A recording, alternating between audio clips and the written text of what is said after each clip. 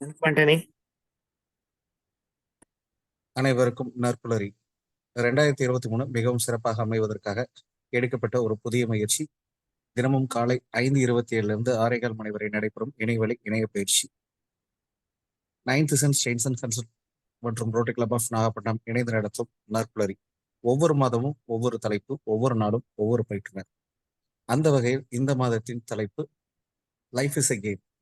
நாம் விளையாடிய விளையாட்டுகள், நாம் கற்றுக்கொண்ட விளையாட்டுகள், அதிலிருந்து நாம் கற்றுக்கொண்ட விஷயங்களை ஒவ்வொரு நாளும் ஒவ்வொரு ஆளுமே மிக சிறப்பாக நமக்கு வழங்கி வருகின்றனர் கருத்துக்களாக. அந்த வகையில் இன்றைய நாள் ஆளுமையை பற்றிய அறிமுகம்.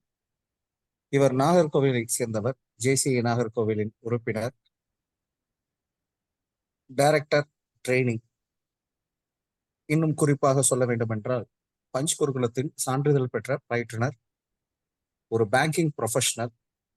தன்னுடைய பணி அதை தாண்டி அறிவு கருத்துக்களை மற்றவர்களிடம் பகிர்வதில் ஒரு தன்னார்வலாக இருந்து செயல்பட்டு வரும் ஒரு மிகச்சிறந்த ஆளுமை. ஒரேட்டர், பேச்சாளர், சொற்பொழிவு பேச்சாளர், இன்னும் பல விஷயங்களுக்கு சொந்தக்கார ஒரு ஆளுமை.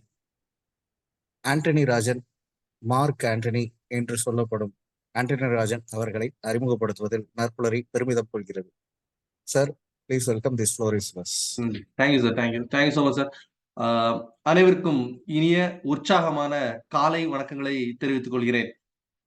லைஃப் இஸ் அ கேம் என்கிற தலைப்பில் இந்த மாதம் மீண்டும் ஒரு முறை பேச வாய்ப்பளித்த நற்புலரி நிர்வாகிகளுக்கும் வந்திருக்கும் அன்பு நண்பர்களுக்கும் நன்றியை தெரிவித்துக் கொண்டு, என்னோட பேக்ரவுண்ட் பார்த்திருப்பீங்க. என்னோட பேக்ரவுண்ட் பார்க்கும்போதே உங்க எல்லாருக்குமே புரிஞ்சிருக்கும். இன்னைக்கு நாம எந்த மாதிரியான கேமை பத்தி பேச போறோம் அப்படிங்கிறது. ஆல்ரெடி இதே தளத்துல சீட்டுக்கட்டை பத்தி பேசியிருந்தாலும், இன்னும் ஒரு சில தகவல்களை உங்களுக்கு கூடுதலா தரலாம் அப்படிங்கிற முயற்சியில இன்னைக்கு நான் உங்க எல்லாரையும் சந்திப்பதில் மகிழ்ச்சி அடைகிறேன். இந்த சீட்டுக்கட்டு அது கேம்குள்ளாடி போக முன்னாடி, இந்த சீட்டுக்கட்டு எப்படி உருவாச்சு அப்படின்னு பார்த்தோம் அப்படின்னா, கிட்டத்தட்ட ஒரு கிபி 1000த்துல சீனர்கள் முதலாக இத கண்டுபிடிக்கிறாங்க. சீனர்கள் கண்டுபிடிச்சு அவங்க கிட்டயே விளையாடிட்டு இருக்கும்போது, படையெடுப்பின் மூலமாக கிட்டத்தட்ட ஒரு கிபி 1350 அதனுடைய அந்த 14ஆம் நூற்றாண்டினுடைய மத்தியில அந்த சீட்டுக்கட்டு இங்க இருந்து பிரிட்டிஷுக்கு போகுது. அதாவது யூரோப் கண்ட்ரீஸ்க்கு கொஞ்சம் கொஞ்சமா டிராவல் ஆகுது. யூரோப்ல போனதும் அதனுடைய வேகம் இன்னும் தாக்கம் அதிகமாக இருக்குது. இந்த சீட்டுக்கட்டு அந்த 14ஆம் நூற்றாண்டுக்கு அப்புறம் யூரோப்பியர்கள் எங்கெல்லாம் ஐரோப்பியர்கள் பயணம் செய்து போனாங்களோ அந்த இடத்திற்கு எல்லாம் போய்கொண்டே இருக்குது. அப்படிதான் நம்முடைய இந்தியாவிற்கும் கிட்டத்தட்ட 17, 18ஆம் நூற்றாண்டுகள்ல இந்தியாவிற்கும் இந்த சீட்டுக்கட்டு வருது. இப்போ இந்த சீட்டுக்கட்டை நம்ம பார்த்திருப்போம். நம்ம யாருமே இந்த சீட்டுக்கட்டை விளையாடாமலோ, இல்ல தெரியாமலோ இருக்கிறதுக்கான வாய்ப்புகள் குறைவு. என்னோட கையில இருக்க சீட்டுக்கட்டும் உங்களுக்கு தெரியும் அப்படின்னு நான் நம்புறேன். இதுல மோஸ்ட்லி எல்லாருக்குமே ஃபேஸ் கார்டு அப்படின்னு சொல்லுவாங்க. அதாவது இந்த சீட்டுக்கட்டுல கிட்டத்தட்ட 2லிருந்து 9 வரை கிட்டத்தட்ட 8 கார்டும், அது இல்லாம 4 ஃபேஸ் கார்டு, முகப்பு கார்டு அப்படின்னு சொல்லுவாங்க. அதாவது முகம் தெரியக்கூடிய அளவிலான 4 கார்டுகள் இருப்பதாக சொல்லுவாங்க. அதுல எப்போதுமே முதன்மையாக சொல்லப்படக்கூடியது இந்த ஏஸ், ஆஸ்ன்னு சொல்லுவாங்க நம்ம ஊர்ல. ஏஸ்ன்னு சொல்லக்கூடிய இந்த கார்டு. இந்த கார்டோட தனிப்பட்ட சிறப்பு என்ன அப்படின்னு பார்த்தோம் அப்படின்னா, இந்த சீட்டுக்கட்டுல இத வந்து ஹையஸ்ட் ரேங்க் கார்டு அப்படின்னு சொல்லுவாங்க. அதாவது 2லிருந்து 9, 10 வரை நண்பர்கள வரிசைப்படுத்திக் கொண்டு வருவாங்க. 2, 3, 4, 5, 6, 7, 8, 9, 10. 10க்கு அப்புறம் ஜாக், குயின், கிங், அதுக்கு மேல இந்த ஏஸ் அப்படிங்கிற கார்ட சொல்லுவாங்க. இப்போ விஷயம் என்ன அப்படின்னு பார்த்தீங்கன்னா, இந்த ஏஎஸ் கார்டு அப்படிங்கிறது வந்து எப்பவுமே பார்த்தீங்க அப்படின்னா, கிளியரா கிட்ட அதனுடைய அந்த நடுப்பகுதியில அந்த நம்ம ஊர்ல வெத்தல மாதிரி இருக்கும்னு சொல்லுவாங்க. அந்த வெத்தலையினுடைய நடுப்பகுதியில ஒரு பெண்ணின் உருவத்த கொண்டிருக்கும். இந்த பெண்ணின் உருவம் அப்படிங்கிறது ராணி அப்படின்னு சொல்லுவாங்க. அதாவது பெண் பலத்தை குறிக்கக்கூடிய விஷயமாக குறிப்பிடுறாங்க. இது இந்த கார்டு வந்து பல்வேறு நாடுகள்ல டிராவல் ஆயி வரும்போது, ஒவ்வொரு நாடுகளினுடைய கலாச்சாரத்திற்கு ஏற்றவாறும் இந்த கார்டு ஒவ்வொரு ம வித்தியாசங்களை அனுபவித்துக் கொண்டே வருது. இப்போ இந்தியாவுல பயன்படுத்தக்கூடிய இந்த கார்டு அப்படிங்கிறது, இந்த ஏஸ்ல இருக்கக்கூடிய ராணியை குறிக்கிறது. இப்போ இந்த ராணிய ஏன் அவங்க குறிக்கிறாங்க அப்படின்னா, இந்த பிரிட்டிஷ்ல அ ஏராளமான ஒரு ஆண் சாம்ராஜ்யங்கள் நடந்தாலும், அதனுடைய அரசி அப்படிங்கிறது ஒரு பெண் தான். ஏராளமான ஆண்கள் சுத்தி இருந்தாலும், அத்தனை முடிவுகளும் ஒரு பெண் மூலமாக எடுக்கப்படுது. அந்த பெண்ணுக்கு கொடுக்கிற பலம், ஒரு ஆல்பா ஃபீமேல் அப்படிங்கிற மாதிரி, அதை குறிக்கும் விதமா தான் அந்த ஏஎஸ் கார்ட்ல அவர்களுடைய நாட்டுல இந்த பெண்ணினுடைய உருவத்த குறிப்பதாக சொல்லுவாங்க. இப்ப இந்த ஏஎஸ் கார்டுக்கு இன்னொரு அ சிறப்பான விஷயமும் உண்டு. என்ன அப்படின்னு பார்த்தீங்கன்னா, இத சொல்லிட்டோம். இது வந்து ஹையஸ்ட் ரேங்க் கார்டு அப்படின்னு சொல்லிட்டோம். அதே சமயத்துல ஒரு சில விளையாட்டுக்கள்ல இதே கார்டு தான் தொடக்க கார்டாவும் இருக்கும். லோவஸ்ட் ரேங்க் கார்டாவும் இருக்கும். அது எப்படி அப்படின்னு பார்த்தீங்கன்னா, நாம எல்லாருமே ரம்மி விளையாடியிருப்போம். அந்த ரம்மி விளையாடும்போது இந்த கார்ட சேர்ப்பாங்க. அதாவது ஒரே வரிசையில இருக்க கார்ட சேர்ப்பாங்க. அப்போ ஒரே இனத்துல ஒரே வரிசையில இருக்க கார்டு ஏஸ், கிங், குயின் அப்படி சேர்க்கிறாங்க அப்படின்னா, அது மாதிரி ஒருத்தர் சேர்க்கலாம். அப்படி இல்லாட்டா ஏ அதாவது நம்பர் 1 முதலிடம் அப்படிங்கிறதையும் இந்த ஏஸ் கார்டு அப்படிங்கிறது குறிக்கும். ஏ 2, 3 அப்படிங்கிற கார்டையும் வச்சு ரம்மி சேர்க்கிறதற்கு இந்த கார்டுகள உபயோகப்படுத்துவாங்க. இந்த கார்டு முதலாவதாகவும் வரும், கடைசியாகவும் வரும். அப்படிங்கிறது தான் இந்த கார்டினுடைய இன்னொரு சிறப்பம்சம். இப்போ இந்த கார்டு முடிஞ்சதுக்கு அப்புறம் நம்மகிட்ட அடுத்து வரக்கூடிய கார்ட் அப்படிங்கிறது இந்த கிங் அப்படின்னு சொல்லுவாங்க. ஏஸ்க்கு அப்புறம் வரக்கூடிய கிங். இந்த கிங்கினுடைய மிகப்பெரிய பலம் அப்படிங்கிறது வந்து அந்த பழைய காலத்துல இருந்த அந்த அரசாட்சிய ரெசெம்பிள் பண்ணி இந்த கிங் கார்ட டாப்ல வச்சிருக்கிறாங்க. இந்த கிங் அப்படிங்கிறது முகப்பு கார்டு. அதாவது ஃபேஸ் வேல்யூ கார்டு சொல்றாங்க இல்லையா? இந்த ஃபேஸ் வேல்யூ கார்ட்ல ஹையஸ்ட் ரேங்கிங். ஏஸ் தவிர்த்து ஆ முகப்பு தெரியக்கூடிய அளவிலான கார்டுகள்ல இந்த ஹையஸ்ட் ரேங்கிங் உள்ளது அப்படிங்கிறது இந்த கிங் கார்டு தான். இப்போ இந்த கிங் அப்படிங்கிறதுக்கு ஒரு சிறப்பம்சம் இருக்கு. ஆ இன்னொரு விஷயத்தையும் நான் சொல்லிக்கிட்டு இந்த கிங் கார்டுக்கு திருப்பி வர்றேன். இப்போ ஏஸ் பார்த்தாச்சு, கிங் பார்த்தாச்சு. அ இதற்கு அடுத்தபடியாக வரக்கூடிய விஷயம் வந்து குயின் கார்டு. குயின் அதுக்கப்புறம் ஜாக். இப்போ இந்த ஒவ்வொரு கார்டுகள்லயும் ஒவ்வொரு விதமான படங்கள் இடம்பெற்றிருக்கும். அதுல இந்த இந்த ஜாக்குக்கு பார்த்தீங்க அப்டின்னா, அவருடைய கையில ஒரு செங்கோல் வைத்திருக்கிற மாதிரியான படங்கள் இடம்பெற்றிருக்கும். இளவரசர், நாட்டினுடைய இளவரசர் செங்கோல் வைத்திருக்கிற மாதிரியான ஒரு புகைப்படம் இடம்பெற்றிருக்கும். குயின் கார்ட்ஸ்ல பார்த்தீங்க அப்டின்னா, அவருடைய கையில ஒரு பூ, மலர் அந்த மாதிரியான விஷயங்கள வைத்திருக்க மாதிரியான படம் இடம்பெற்றிருக்கும். இந்த கிங் இந்த கிங் கார்ட பார்த்தீங்க அப்டின்னா இந்த கிங் கார்ட்ல அவர் வந்து அதாவது ராஜா அவருடைய கையில் வாள் வைத்திருக்க மாதிரியான ஒரு தோற்றம் இருக்கும். இப்போ இந்த நம்ம ஊர்ல இது வந்து ஆக்சுவலா இது வந்து பிரிட்டிஷ் வந்து ஸ்பேட் அப்படின்னு சொல்லுவாங்க. ஸ்பேட் அப்படின்னு சொல்லுவாங்க. நம்ம வந்து நம்ம வெத்தல கருப்பு கலர்ல இருக்கிறனால வெத்தல சைஸ்ல இருக்கிறனால நம்ம ஊர்ல வெத்தல காடு அப்படின்னு நம்ம ஊர்ல இத சொல்லுவாங்க. இப்போ இதுல உள்ள ஒரு ஸ்பெஷல் ஐட்டம் என்ன அப்படின்னு பார்த்தீங்க அப்படின்னா, இந்த கிங் ஆ டைமண்ட்லயும் கிங் அ ஹார்டின் அப்படிங்கிறதுலயும் இது வந்து ஒரு கொஞ்சம் வித்தியாசம் இருக்கும். அ கிங் டைமண்ட் கார்ட பார்த்தீங்க அப்படின்னா, அ கிங் டைமண்ட் அப்படிங்கிறது வந்து அ கவனிச்சு பார்த்தீங்கன்னா தெரியும். இந்த கிங் அதனுடைய தலைக்கு பின்னால் ஒரு கோடரி இருக்கும். இந்த கிங் டைமண்ட் கார்ட்ஸ்ல அதனுடைய தலைக்கு பின்னால் ஒரு கோடரி இருக்கும். அதே சமயம் அ அந்த கிங் ஆஃப் ஹார்ட்டின் கார்ட பார்த்தீங்க அப்படின்னா, ரொம்ப கூர்ந்து பார்த்தீங்கன்னா தெரியும். ராஜாவினுடைய தலைக்கு பின்னால் ஒரு கத்தி இருக்கும்.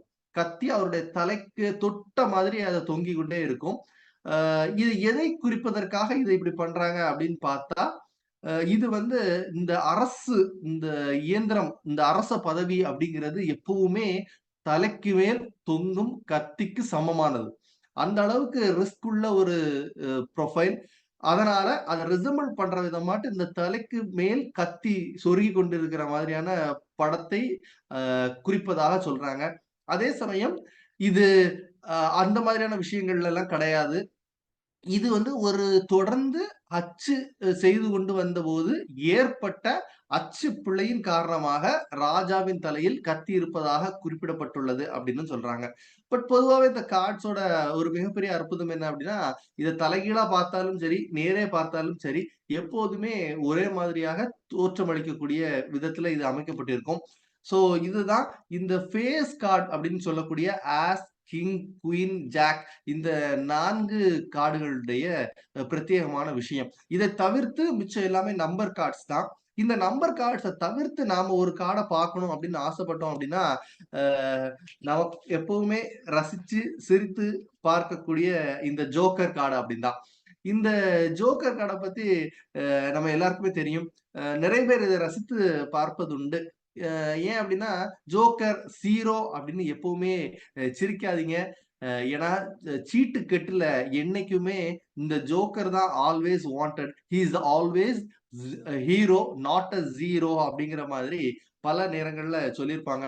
சோ இந்த ஜோக்கர் கார்டு அப்படிங்கிறதும் நாம ரம்மி விளையாடும்போது ஒரு முக்கியத்துவம் வாய்ந்த கார்டாக அமைகிறது. இப்போ நாம என்ன பண்ண போறோம் அப்படின்னு பார்த்தீங்கன்னா, ஒரு சில அம் அ ஒரு சில விளையாட்டுகள தவிர்த்து பேசிக்கா இந்த சீட்டுக்கட்டுல எந்த கேம்லாம் விளையாடுறாங்க, என்ன மாதிரி விளையாடுறாங்க, அதனால என்ன பயன் அப்படிங்கிற விஷயத்த பார்க்க போறோம். பொதுவாக நம்ம ஊர்கள்ல எப்பவுமே விளையாடப்படக்கூடிய சீட்டு அப்படிங்கிறது வந்து ஆஸ் அப்படின்னு சொல்லுவாங்க. அதாவது கழுதை விளையாடுவது அப்படின்னு சொல்லுவாங்க. பொதுவா அந்த சீட்டுக்கட்ட வச்சு நம்ம மேஜரா நம்ம விளையாடுறது அப்படிங்கிறது இந்த ஆஸ் தான். இந்த ஆஸுடைய ரூல் எல்லாருக்கும் தெரியும் அப்படின்னு நான் நம்புறேன். பொதுவாக இப்போ நாம ஒரு 5 பேர் உட்கார்ந்திருக்கோம் அப்படின்னா, 5 பேருக்குமே நம்ம கையில இருக்கக்கூடிய மொத்தம் 52 கார்டுகள். அந்த 52 கார்டுகளும் நம்முடைய 5 நபர்கள் இருக்கிறாங்க அப்படின்னா, அந்த 5 நபர்களுக்கும் பகிர்ந்து கொடுக்கப்படும். இந்த 5 நபர்களும் பகிர்ந்து கொடுக்கப்பட்டதற்கு பின் என்ன ஆகும் அப்படின்னு பார்த்தீங்க அப்படின்னா, அ அவர்கள் ஒவ்வொரு பெரிய பெரிய கார்டாக போட தொடங்குவாங்க. இதுல மேஜரா மக்கள் என்ன பண்ணுவாங்க அப்படின்னா, யாரு கையில ஆஸ் வந்திருக்கோ அவங்க போட தொடங்குவாங்க. அதிலிருந்து சின்ன சின்ன நம்பராக போட தொடங்குவாங்க. இப்போ இந்த விளையாட்டுல ரொம்ப முக்கியம் என்ன அப்படின்னு பார்த்தீங்கன்னா, ஃபோக்கஸ் அப்படின்னு சொல்லக்கூடிய விஷயம். நம்முடைய கவனம் அப்படிங்கிறது எப்பவுமே நம்முடைய சிந்தையில் இருக்கப்பட வேண்டும் அப்படின்னு சொல்லுவாங்க. ஏன் அப்படின்னா, இந்த சீட்டுக்கட்டுல உங்க கையில உங்களுக்கு கிட்டத்தட்ட இப்ப நீங்க ஒரு 5 பேர் இருக்கிறீங்க அப்படின்னா, உங்களுக்கு ஆளுக்கு 10, 10 கார்டு உத்தேசமாக 10 கார்டு அதிகபட்சம் 11 கார்டு கையில கிடைப்பதற்கான வாய்ப்புகள் இருக்குது. ஆனா, இந்த 11 கார்டுகள் மட்டும் உங்களுடைய ஆட்டத்தை தீர்மானித்து விடுமா அப்படின்னு பார்த்தா, இந்த 11 கார்டுகள் உங்க ஆட்டத்த தீர்மானிக்காது. உங்களுடைய ஆட்டத்தை தீர்மானிப்பது எது அப்படின்னு பார்த்தீங்கன்னா, உங்களுடைய கவனம். உங்களுடைய கவனம் அடுத்தவர்களுடைய கார்ட்லயும் கண்டிப்பாக இருக்க வேண்டும் அப்படிங்கிறது தான் இதனுடைய எழுதப்படாத விதி.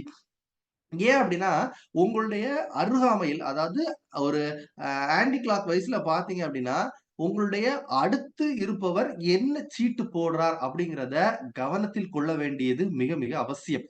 ஏன் அப்படின்னா, அவர்கிட்ட ஒரு வேள இப்போ ஒரு ஒரு ஒரு சீட்டு இப்ப 4 இனங்கள் இருக்குது. இஸ்பேட், கிளப், ஹார்டின், டைமண்ட் அப்படின்னு 4 இனங்கள் இருக்கு. அப்போ ஒரு சராசரி நபருக்கு 5 பேர் கொண்ட விளையாட்ட விளையாடுறோம் அப்படின்னா 10 கார்டு வருவதற்கான வாய்ப்பு இருக்கு. இந்த 10 கார்டுல ஒருவேள அந்த நபரிடம் அந்த மாதிரியான இப்போ ஒரு கிளப் இல்ல அப்படின்னு வச்சுக்கோங்களேன். அவர் அந்த கிளப் அப்படிங்கிற கார்டு அதாவது அந்த கொத்துப்பூன்னு கருப்புல 3 கொத்துப்பூவாக இருக்கும். ஆ இந்த இந்த மாதிரியான கார்டுகள அந்த மனிதர் யூஸ் பண்ணுவதற்கு வாய்ப்பு இல்ல.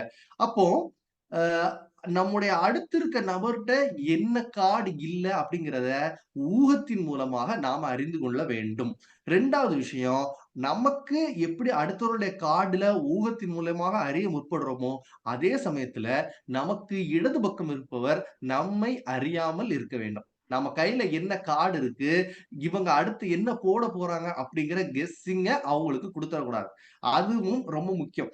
இப்போ இந்த விளையாட்டு இந்த மாதிரியான பெரிய நம்பர் போட்டு, அதே மாரி எல்லாரும் போடும்போது, அந்த கார்டுகள் எல்லாரிடமும் அதே இனம் இருந்துச்சு அப்படின்னா, அந்த கார்டு கழிந்ததாக கருதப்படும். இப்போ அதுக்கு அடுத்தது அடுத்த பெரிய நம்பர் யார் போட்டிருக்காங்களோ, ஆஸ் போடவங்க போடுவாங்க. ஆஸ் போட்டவங்க என்ன பண்ணுவாங்க அப்டின்னா, அவங்களே போட்டுக்கிட்டு இருக்கணும்னு விரும்ப மாட்டாங்க. இந்த விளையாட்டு எப்பவும் சுவாரஸ்யம் பிடிக்கும் அப்டின்னா, நாம போடுவதில் மட்டுமல்ல, நாம எப்படி அடுத்தவங்கள பெரிய கார்டா போட வைக்கிறோம், அவங்கள இழுத்து விடுறோம், எப்படி மாட்டி விடுறோம் அப்டிங்கிறதுல தான் அந்த சுவாரஸ்யம் அப்டிங்கிறதே ஆரம்பமாகும். இப்ப இந்த சுவாரஸ்யம் ஆரம்பமாகுது. எல்லாரும் ஒவ்வொரு கார்டுகள போடுறாங்க. கையில கார்டுகள் தீர்ந்துகிட்டே வருது. ஏறத்தாழ 3 இல்லன்னா 4 கார்டுகள் இருக்கும்போது தான் சுவாரஸ்யம் இன்னும் அதிகரிக்கும். ஏன் அப்டின்னா, அந்த சமயங்கள்ல அவர்களிடம் எல்லா இனங்களும் இருப்பதற்கான வாய்ப்புகள் இல்லை. அப்ப யாராவது ஒரு ஆளு அந்த மனிதனிடம் இல்லாத கார்ட போடும்போது, அது ரவுண்டுல போயி வெட்டு வாங்கும் அப்படிங்கிற மாதிரி சொல்லுவாங்க. அப்போ இந்த இந்த இடம் தான் முக்கியம்.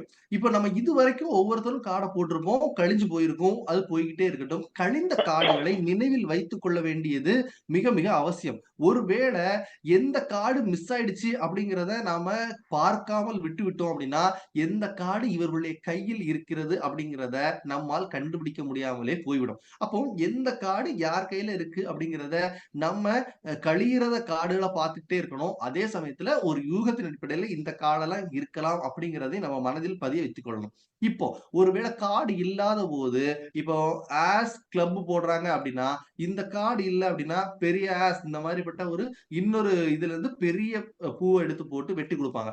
இப்போ இந்த வெட்டு குடுக்குறாங்க இல்லையா? இந்த டைம் தான் ரொம்ப குரூஷியலான டைம். இந்த டைம் எந்த கார்டு வெட்டு வாங்கிற நபரிடம் போயிருது அப்படிங்கிறத ரொம்ப கவனமாக நோட் பண்ணி பார்த்துக்கணும். ஏன் அப்படின்னா, நாம் ஒருவேளை இந்த முன்னாடியே நான் சொன்ன மாரி, இந்த விளையாட்டு அப்படிங்கிறது அடுத்தவர்களை மாட்டி விட்டுட்டு, நாம நம்முடைய கார்டுகளை தீர்த்துக் கொண்டு வெளியே வரும்போது தான் முடிவடைகிறது. அப்ப நாம முடிக்கணும் அப்படின்னா, அவர் என்ன வெட்டு வாங்கியிருக்காரு, அவர திருப்பி மாட்டுவதற்கான வாய்ப்பு கிடைக்கும். ஏன் அப்படின்னா, இந்த வெட்டு ஏன் ரொம்ப முக்கியம் அப்டின்னா, இந்த சீட்டுக்கட்டுல பொதுவா அடுத்தவர்களுடைய கார்ட பார்க்கறதுக்கான வாய்ப்பு கிடைக்கவே கிடைக்காது. எல்லாமே ஒரு யூகத்தின் அடிப்படையில, அதாவது நம்ம ஒரு கார் ஓட்டுவோம் இல்லையா? கார் ஓட்டும்போது கரெக்ட்டா போயிரும் அப்படிங்கிற மாதிரியான எண்ணம் கிடையாது. ஒரு யூகத்தின் அடிப்படையில இந்த இடத்துல கார் போயிரும்பா அப்படின்னு சொல்லி தான் ஓட்டுவோம். அதே மாதிரி தான் அந்த சீட்டுக்கட்டும். இந்த கார்டு இவங்க கையில இருக்கும், இந்த கார்டு இருக்காது அப்படிங்கிற அடிப்படையில தான் ஒரு யூகத்தின் அடிப்படையில தான் போய்க் கொண்டிருக்கும். அதே ஊகத்தின் அடிப்படையில போய்க் கொண்டிருக்கும்போது ஒரு மனிதன் வெட்டு வாங்குகிறான் அப்படின்னா, அப்ப அவனுடைய கார்டு எல்லாத்தையும் பார்ப்பதற்கு ஒரு சில நொடிகள் நமக்கு கிடைக்கும். இந்த நொடிகள நாம ப்ராப்பரா பயன்படுத்திக்கிட்டோம்னா, ஒருவேளை இந்த விளையாட்டுல நாம பின்தங்கி இருந்தால் கூட, அவருடைய கார்ட பார்த்து வைத்துக்கிட்டு, அதற்கு ஏற்றார் மாதிரி போட்டோம் அப்படின்னா, நாம கண்டிப்பா அந்த அந்த இடத்துல இருந்து வெற்றி பெற்று வரலாம் அப்படின்னு சொல்லுவாங்க. இப்போ இந்த இடத்துல எப்படி சூது பண்ணுவாங்க அப்படின்னு நான் உங்களுக்கு ஜஸ்ட் செஞ்சு காட்டுறேன். இப்போ இந்த மாதிரியான ஒரு கார்டு ஒரு கட்டு கார்டு இருக்குது அப்படின்னா, அ பொதுவா இந்த மாரி எடுத்துக்கிட்டு என்ன பண்ணுவாங்க அப்படின்னா, கார்ட வந்து சீட்ட குலைப்பாங்க. சரிங்களா? இப்படி குலைக்கிறாங்க. இந்த மாதிரி அ சீட்ட குலைக்கும்போது, இப்ப நான் வந்து உங்களுக்கு உங்களுக்கு கிளியரா வியூ ஆகுதுன்னு நெனைக்கிறேன். நான் கிளியரா குலைச்ச மாரி உங்களுக்கு தோணுதா? யாராவது ஒரு ஆள் அன்மியூட் பண்ணி சொல்லலாமா? நான் கொஞ்சம் கிளியரா கார்ட Yes, கலைச்சுட்டேன் sir. அப்படின்னு தோணுதா? எஸ்? Yes, S. கார்ட கிளியரா கலைச்ச மாரி தோணுது. பட் நல்லா யோசிச்சு பாருங்க. என்னால இப்போ இந்த சீட்டுக்கட்டுல இருந்து கார்ட அப்படியே எடுக்க முடியும். புரியுதுங்களா? நான் என்ன பண்ணேன் அப்படின்னா, அந்த அப்படியே தான் வச்சிருந்தேன். அந்த அப்படியே வச்சுட்டு தான் அந்த சீட்ட நான் குலைச்சேன். பார்க்கிறவங்களுக்கு எப்படி தெரியும் அப்படின்னா, அவரு நல்லா குலைச்சுட்டாரு அப்படின்னு தெரியும். இப்ப எப்படி இத சூது அப்படிங்கிறத இது உருவாக்குறாங்க அப்படின்னு பார்த்தீங்கன்னா, இந்த கார்ட ஒண்ணொன்னா போடுறாங்க இல்லையா? அந்த கார்ட ஒண்ணொன்னா போடுறாங்க. இந்த போடும்போது கை இப்படி மேல இருந்த மாரி தான் இருக்கும். பட் அவங்க ஸ்பீடா போடும்போது என்ன பண்ணுவாங்க அப்படின்னா, இந்த கார்டு தெரியுதுங்க இல்லையா? இந்த கார்டு எப்படி நான் அடியில வச்சிருந்தேனோ, அந்த கார்ட இப்ப எனக்கு வேண்டாத நபர்கள் யாராவது இருந்தா, அந்த வேண்டாத நபருக்கு என்னால எடுத்து போட முடியும். ஆஸையும் போட முடியும். ஒருவேளை எனக்கு பிடித்த நபர்கள் இருந்தா, நான் சின்ன எண்கள் கொண்ட கார்டு இருக்கு இல்லையா? அந்த கார்டையும் என்னால ஹோல்ட் பண்ணிட்டு, என்னால அந்த சின்ன கார்ட எனக்கு யாருக்கு தேவையோ, அதையும் நான் போட முடியும். இந்த இடத்துல தான் இது வந்து உண்மையிலேயே இந்த சீட்டுக்கட்டு அப்படிங்கிறது ஒரு அற்புதமான ஒரு விளையாட்டு. அ பெர்ஃபெக்ட்டா கணித ம மைண்ட உருவாக்கக்கூடிய ஒரு விளையாட்டு. அற்புதமான எண்கள நம்மளால கண்டுபிடிக்க முடியும். ஆனா, அதே சமயம் இந்த விளையாட்டு எப்போது சூதாக மாறுது அப்படின்னு பார்த்தீங்கன்னா, இந்த விளையாட்டு இந்த மாதிரி நான் இப்ப காணிச்சிருந்தேன் இல்லையா? இந்த மாதிரி கார்டுகள இது பண்ணி விளையாடும்போது தான் இந்த இந்த கேம் அப்படிங்கிறது சூது நிறைந்ததாக மாறுது. இப்போ இந்த காட்டினுடைய ஒரு அற்புதமும் சூது தான். ஏன் அப்படின்னா, நான் சொன்ன மாரி யாராவது விளையாட முற்படலாம். அதே சமயத்துல யாராவது அவர்களுடைய கார்ட என்ன பண்ணலாம், இப்போ ஒரு 2 கார்டு கடைசி வரும்போது ஒரு பெரிய கார்டு இருந்ததுன்னா, அத போடாமலே கூட விடுவதற்கான வாய்ப்பு உண்டு. அப்போ அவர்கள் அந்த கார்ட போடணும் அப்படின்னா, நாம அவங்கள கவனிச்சிருக்கணும். அவங்க கையில எத்தனை கார்டு இருக்கு, அந்த ஒவ்வொரு முறை விளையாடும் போது என்னென்ன கார்டு வந்திருக்கு, எந்த கார்டு வரவில்லை அப்படிங்கிற கணிப்பு நமக்கு அவசியம். அந்த கணிப்பு, அந்த ஃபோக்கஸ் அந்த ஆட்டத்துல இருந்தா மட்டும் தான் நாமால் இந்த சூதை வெற்றி கொள்ள முடியும் அப்படிங்கிறது தான் இந்த ஆஸ் அப்படிங்கிற விளையாட்டு நமக்கு சொல்லித் தரக்கூடிய ஒரு விஷயம். இப்போ இந்த ஆஸினுடைய ஒரு இந்த இந்த இந்த சீட்டுக்கட்டருடைய இன்னொரு பிளஸ்ஸாக சொல்லணும் அப்படின்னு பார்த்தீங்கன்னா, கிட்டத்தட்ட பொதுவாக எங்களுடைய வீட்ல வந்து நாங்க வந்து எங்களுடைய நண்பர்கள் எல்லாரும் சேர்ந்து விளையாடுவது அப்படிங்கிறது வழக்கம். சின்ன வயசுலேருந்தே நாங்க விளையாடுவோம். பள்ளியில நண்பர்களாக இருக்கும்போதும் சரி, காலேஜ் படிக்கும்போதும் சரி, இப்பவும் சரி. அப்ப என்னுடைய பொண்ணு ஆக்சுவலா கிட்டத்தட்ட ஒரு 3 வருஷத்துக்கு முன்னாடி, இப்போ அவளுக்கு 6 வயசு ஆகுது. என்னோட பொண்ணுக்கு கிட்டத்தட்ட 3 வயதாக இருக்கும்போது, அவ அந்த ஏபிசிடி ஆர்டர சொல்லும்போது, அதே மாதிரி ஏ, கே, கியூ, ஜே அப்படிங்கிற ஆர்டரையும் அவ படிச்சிருவா. இன்னொரு விஷயம் என்ன அப்டின்னா, நாங்க அந்த சீட்டுக்கட்ட போட்டு, போட்டு விளையாடுவோம் இல்லையா? விளையாடும்போது, அ ஒவ்வொரு எண்களாக போடுவோம். நாங்க என்ன சொல்லுவோம், பெருசு போடு அப்டின்போம். அப்ப என்ன அர்த்தம்? கியூ போடுவாங்க. கியூவ விட பெருசு போடு அப்டின்போம். அப்ப கே போடுவாங்க. கேய விட பெருசு போடும்போம். அப்ப ஆஸ் போடுவாங்க. இதே மாதிரி எண்கள்லயும் 4 போடும்போது பெருசு போடும்போம், 5 போடுவாங்க. 5 போடும்போது பெருசு போடும்போம் 6, 6லிருந்து 7 இப்படி ஒவ்வொருத்தரும் அவர்களுக்கு ஏற்ற மாதிரி பெரிய, பெரிய எண்களாக போட்டுக்கொண்டே இருப்பாங்க. இதிலிருந்து என்ன ஆகுது அப்டின்னு பார்த்தீங்கன்னா, தெரிந்தோ தெரியாமலேயோ என்னுடைய 3 வயது மகள் அந்த எண்களினுடைய அசெண்டிங், டிசெண்டிங் ஆர்டர பெர்ஃபெக்ட்டா அந்த 3 வயசுலயே அவ படிச்சுக்கிட்டா. இது எப்போ இம்ப்ளிமெண்ட் ஆச்சு அப்டின்னா, கிட்டத்தட்ட அவளுடைய 5, 6 வயசுல இப்போ 1ஆம் கிளாஸ் படிக்கும்போது, அவளுக்கு கணிதம் அப்படிங்கிறது ரொம்ப எளிதாகவே இருக்குது. அவளுடைய நோட்ல பார்த்தா தெரியும். அசெண்டிங், டிசெண்டிங் அவ இதுவரைக்கும் அவ்வளவு மெனக்கெட்டதே கிடையாது. 3, 4 இல்ல 3, 6 எது பெருசுன்னு போட்டா, உடனே ஒரு அசெண்டிங் சிம்பல ஈஸியா போட்டுருவா. இல்ல எது சின்னது அப்படின்னு போட்டா, அத உடனே போட்டுருவா. நெறைய பேர் சொல்லுவாங்க, சீட்டுக்கட்டு அப்படிங்கிறது ரொம்ப ஒரு மோசமான விளையாட்டு. அதை விளையாடாமல் இருப்பது நல்லது அப்படின்னு. பட் என்னுடைய சொந்த அனுபவத்துல பார்த்தீங்க அப்படின்னா, சீட்டுக்கட்டு அப்படிங்கிறது ஒரு கணித த்தினுடைய நம்முடைய மேம்பாட நமக்கு எப்பவுமே அதிகமாக நம்மளுடைய மூளையில் பதிய வைத்துக் கொண்டே இருக்கும். அதே சமயத்துல என்னுடைய சின்ன வயசுல இருந்து நான் விளையாடுவது அப்படிங்கிறது என்னை விட மூத்த ஒரு 3, 4 வயது மூத்தவர்கள்ல தான். கிட்டத்தட்ட பார்க்கும்போது, அவர் வந்து என்னுடைய ஒரு அண்ணன் எனக்கு சீட்ட படிச்சிருந்த ஒரு அண்ணன் அப்படிங்கிறவரு, அவர் வந்து ஒரு போஸ்ட் ஆபீஸ்ல இன்னைக்கு போஸ்ட் ஆபீசராட்டு இருக்கிறாரு. இப்ப நானும் ஒரு வங்கி அதிகாரியா மாறிட்டேன். அவருடைய கணக்கு அப்படிங்கிறது, இந்த இடத்திலிருந்து அவர் கற்றுக்கொண்டு போயிருப்பாரோ! அப்படின்னு எனக்கு ஒரு எண்ணம் உண்டு. எ நானும் இதிலிருந்து கணக்குல நன்றாக படிக்க தான் தொடங்குனேன். எனக்கும் அ இதனுடைய அ எக்ஸ்டென்ஷன் அப்படிங்கிறது ரொம்ப ஒரு சந்தோஷமான விஷயமாக தான் இருந்துச்சு. ஏன் அப்படின்னா, கிட்டத்தட்ட 10ஆம் வகுப்பு, 11ஆம் வகுப்பு, 12ஆம் வகுப்பு இந்த மாதிரியான வகுப்புகளுக்கெல்லாம் நம்ம படிக்க வரும்போது, இந்த சீட்டுக்கட்டு இருக்கு இல்லையா? அந்த சீட்டுக்கட்டினுடைய ப்ராபபிலிட்டி அப்படின்னு சொல்லுவாங்க. அதாவது நிகழ்தகவு அப்படின்னு சொல்லக்கூடிய அளவிற்கான பாடம்.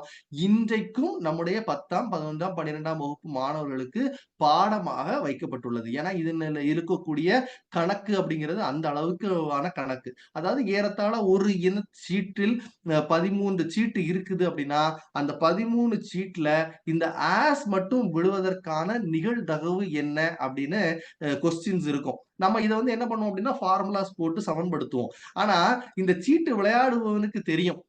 சீட்டு விளையாடுபவனுக்கு தெரியும். இதனுடைய நிகழ்தகவு அப்படிங்கிறது இந்த 13 சீட்டுல 1. அப்போ 1/13 தான் நிகழ்தகவு அப்படின்னு விடை தெரியும். கொண்டு வருவதற்கான வழி அப்படிங்கிறது அந்த ப்ராபபிலிட்டில வேற வழியாக இருந்தாலும், சீட்டு விளையாடுபவர்களுக்கு இயற்கையிலேயே இந்த கணிதத்தினுடைய முடிவுகள் நன்றாக தெரிந்திருப்பதற்கான வாய்ப்பு. இப்போ ஒருவேள இந்த ஆஸ் ஓகே. இந்த ஆஸ் மாதிரி எண்கள் கொண்ட கார்டு வர்றதுக்கான வாய்ப்பு அப்படின்னு பார்த்தீங்கன்னா, 9ன் கீழ் 13 அப்படிம்பாங்க. ஏன்னா 9 நம்பர் கார்டு. ஒருவேள 9 கார்டு உங்களுக்கு வரலாம். 4 கார்டு முகப்பு கார்டு வருவதற்கான வாய்ப்பு இல்லை. ஸோ 13 - 4 9 மொத்த கார்டு 13. இதுதான் இதனுடைய நிகழ்தகவு. இதுதான் இன்றைக்கும் 10ஆம், 11ஆம், 12ஆம் வகுப்புகளுக்கு பாடமாக கொடுக்கப்பட்டிருக்கக்கூடிய ஒரு விஷயம். ஸோ ஓவராலா இன்னும் இன்னும் நிறைய விஷயங்கள் இருக்குது. ரம்மி அந்த மாதிரியான கேம்ஸ் எல்லாமே நம்ம ஊர்ல நம்ம இன்னும் ஜாலியா விளையாடி இருப்போம். அந்த ரம்மி அப்படிங்கிறது கிட்டத்தட்ட 13 கார்டுகள ஒவ்வொருத்தருக்கும் குடுத்திருப்பாங்க. குறைந்தபட்சம் 2 கட்டு சீட்டுகள் நம்ம விளையாடுவதற்கு தேவைப்படும். ஒரு 3 இல்லன்னா 4 நபர்கள் இருந்தா அருமையான ஒரு ரம்மி ஆட்டம் ஆடலாம். அந்த ரம்மி அப்படிங்கிறது என்ன அப்படின்னா, ஒரே மாதிரியாக 3 இனச்சீட்டுகள், அதாவது A, 2, 3 அப்படி இல்லாட்டா 2, 3, 4 இப்படி அடுக்கடுக்காக வரக்கூடிய தொட்டு அடுத்தடுத்த வரக்கூடிய 3 சீட்டுகளோ இல்ல 4 சீட்டுகளோ சேர்த்து பொதுவில் காணிக்கப்பட வேண்டும். அப்படி காணிக்கும் போது என்ன ஆகும் அப்படின்னா, நம்முடைய அடுத்தவங்க ஃபர்ஸ்ட் யாரு ரம்மில அந்த சீட்ட காணிக்கிறாங்களோ, அவங்களுக்கு அந்த ஜோக்கர் அப்படின்னு ஒரு கார்ட மறைச்சு வச்சிருப்பாங்க. அந்த ஜோக்கர் கார்டு காட்டப்படும். சோ அந்த ஜோக்கர் கார்ட பார்த்தாச்சுன்னா, அவங்க வேகமாக இந்த கார்ட இதே மாதிரியா அடுத்தடுத்த கார்ட சேர்ப்பதற்கான வாய்ப்பு உண்டு. உங்களுக்கு தந்திருக்கக்கூடிய அந்த 13 கார்டுகளும் 4 இனங்களாக பறிக்கப்பட சாரி ஆமா 4 வரிசையாக பறிக்கப்பட வேண்டும். அதாவது ஒரு 4 கார்ட், ஒரு 3 கார்ட், 3 3 கார்ட் இப்படி 3 3 கார்ட் பதிக்கணும். இதுல ஃபர்ஸ்ட் உள்ளது ஜோக்கர் இல்லாம நம்ம ரம்மி காட்டணும். 2வது விஷயம் இந்த ஜோக்கர் இப்ப 4ஆம் நம்பர் ஜோக்கர் அப்படின்னு வச்சுக்கிட்டோம் அப்படின்னா, இந்த ஏ, கே அதனுடைய இடையில இந்த ஜோக்கர வச்சு ஒரு டூப்ளிகேட் ரம்மி அப்படின்னு சொல்லுவாங்க. இது ஒரிஜினல் ரம்மி கிடையாது. ஏ, கே, கியூ இருந்தா ஒரிஜினல் ரம்மி. ஏ, கே இந்த 4ஆம் நம்பர் ஜோக்கராக நம்ம கன்சிடர் பண்ணோம் அப்படின்னா, இது வந்து ஒரு டூப்ளிகேட் ரம்மி. இப்படி ஒரிஜினல் ரம்மி ஒண்ணு காட்டணும். டூப்ளிகேட் ரம்மி பிளஸ் மொட்டை ஒண்ணு. இது போக இன்னொரு ரம்மி. அது வந்து நம்முடைய வசதிக்கு ஏற்ற மாதிரி வச்சுக்கலாம். இத கார்டுல இந்த ரம்மி விளையாடும்போது மொட்டை அப்படின்னு சொல்லுவாங்க. அதாவது என்ன அப்படின்னா, இந்த ஏ இதே மாதிரியான இனங்கள் இருக்கு இல்லையா? ஏ கிளப், ஏ ஸ்பேட், ஏ ஹார்டின், ஏ டைமண்ட். இந்த மாரி 4 கார்டு சேர்ந்து, இந்த 4 கார்டையும் நாம வச்சிருந்தோம் அப்படின்னா கூட, இதுவும் மொட்டை அப்படின்னு சொல்லுவாங்க. இந்த மாதிரியான விஷயங்களையும் நாம ரம்மியில சேர்த்து, நாம கூட விளையாடுறவங்களுக்கு, அவங்களுக்கு என்ன பண்ணலாம்? விளையாட்டுல காட்டலாம். சோ சேர்த்து வச்சு இது பண்ணலாம். பொதுவா இந்த ரம்மி விளையாட்டுல என்ன பண்ணுவாங்க அப்டின்னா, இந்த மாதிரி பெரிய எண்கள் உள்ள கார்டு இந்த 10க்கு மேல உள்ள கார்டுகள் எல்லாமே 10 எண்கள் கொண்டதாக கருதப்படும். சோ என்ன பண்ணுவாங்க அப்டின்னா, இந்த கார்டுகள எப்பவுமே தூக்கி வெளிய போடுறதுக்கு தான் பார்ப்பாங்க. சோ ரம்மி சேர்ந்தால் ஒழிய இந்த மாதிரிப்பட்ட கார்டுகள பொதுவாக எடுப்பதற்கு பிரயத்தனப்பட மாட்டாங்க. ஏன் அப்டின்னா, அ ஒருவேள முதல்ல யாரு ரம்மி காட்டுறாங்களோ, அதாவது அந்த 4 ஜோடி சேர்க்கணும்னு சொன்னேன் இல்லையா? அந்த 4 ஜோடியையும் அழகாக சேர்த்து யார் சேர்க்கிறாங்களோ, அவங்க முதல்ல சீக்கிரமாவே சேர்த்துட்டாங்க அப்படின்னா, மற்றவர்களுக்கு அதிகமான எண்கள் பெறக்கூடிய வாய்ப்புகள் இருக்கும். அப்ப யார் அதிகமான எண்கள் பெறுவாங்களோ, அவங்க அந்த ஆட்டையிலிருந்து வெளியே போவதற்கான வாய்ப்புகள் இருக்கும்.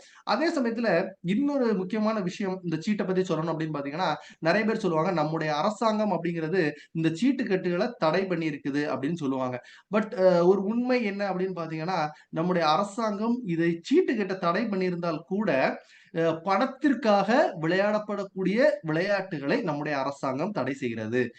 பொழுதுபோக்குக்காக நாம நம்ம வீட்லயோ, இல்ல நம்முடைய நண்பர்களோடோ விளையாடிட்டு கொண்டிருக்கிறோம் அப்படின்னா, அதற்கு அனுமதி குடுக்குறாங்க. அதே சமயம் நீங்கள் பணம் வைத்து விளையாடுவதாக இருந்தால், அதற்கு கண்டிப்பாக அனுமதி கிடையாது அப்படின்னு ரொம்ப அழுத்தம் திருத்தமாகவும் சொல்றாங்க. இந்த சீட்டுக்கட்டுல நெறைய பேர் நெறைய நெகட்டிவ்ஸ் தான் இருக்கு அப்படின்னு சொன்னா கூட, இந்த சீட்டுக்கட்டுல நம்முடைய கணித அறிவும் இருக்கிறது. அதையும் நாம் பெற்றுக்கொள்வோம், வளர்த்துக் கொள்வோம் என்று கூறி, அருமையான வாய்ப்பளித்த அனைவருக்கும் நன்றி கூறி விடைபெறுகிறேன். நன்றி, வணக்கம். நன்றி ஆண்டனி சார். ரொம்ப அருமையான ஒரு சீட்டுக்கட்டை எடுத்து லைஃப் கூட நீங்க மிங்கிள் பண்ணிருக்கீங்க.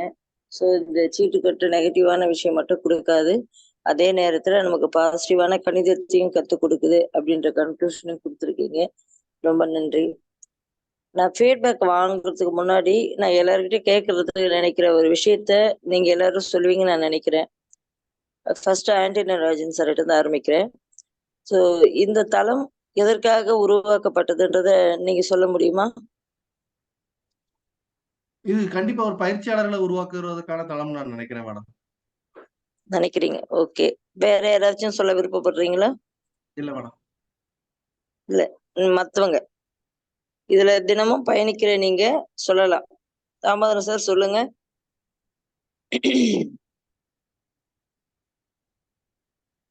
தாமோதரன் சார். நற்புலருக்கு வணக்கம். நல்ல நண்பர்களை உருவாக்குகின்றது. நல்ல அறிவுத்திறன் வளர்வதற்கு இது ஒரு முன்மாதிரியாக விளங்குகின்றது. ஒரு ம். காலையில் சுறுசுறுப்பாக எழுந்து நட்புணரியில் இணைவதற்கு ஒரு பெரிய எடுத்துக்காட்டாக விளங்குகிறது இந்த நட்புணரி. நட்புணரில் இணைவதற்கு நான் உண்மையிலேயே பெருமைப்படுகின்றேன். என்னுடைய சுறுசுறுப்பும் எனக்கு இந்த வயது ஆகின்றது என்பதை நான் மறந்து விடுகின்றேன். அந்த அளவுக்கு நட்புணரியில் எனக்கு ஆர்வம் அதிகமாக இருக்கின்றது. மனம் தெளிவடைகின்றது. பல உறவுகளின் நட்பு எனக்கு கிடைக்கின்றது. இதுவே என்னுடைய சிறப்பு. Very good, very good. Super sir. வேற யாராச்சும் சொல்ல விருப்பப்படுறீங்களா? தொடர்ந்து பயணிக்கும் நபர்கள்.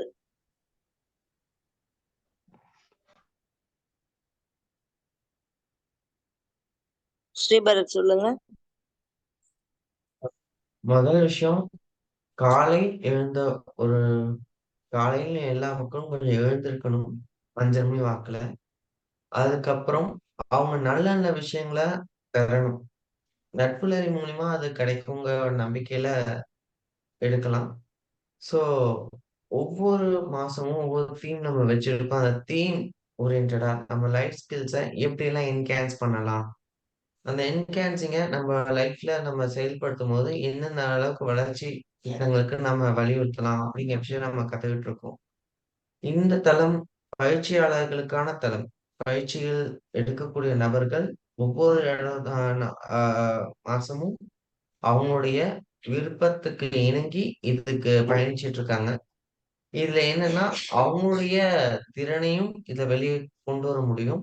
அவங்களோட திறன வளர்த்திக்கவும் இது ஒரு ரொம்ப அற்புதமான பிளாட்ஃபார்மா இருக்கும். இந்த சில நோக்கங்கள் நான் இதுல பார்த்த வரைக்கும், இதுல நான் பயணிச்ச வரைக்கும், நான் அனுபவிச்ச விஷயங்கள உங்ககிட்ட பகிர்ந்திருக்கிறேன். நன்றி. Super, super, super Bharath sir.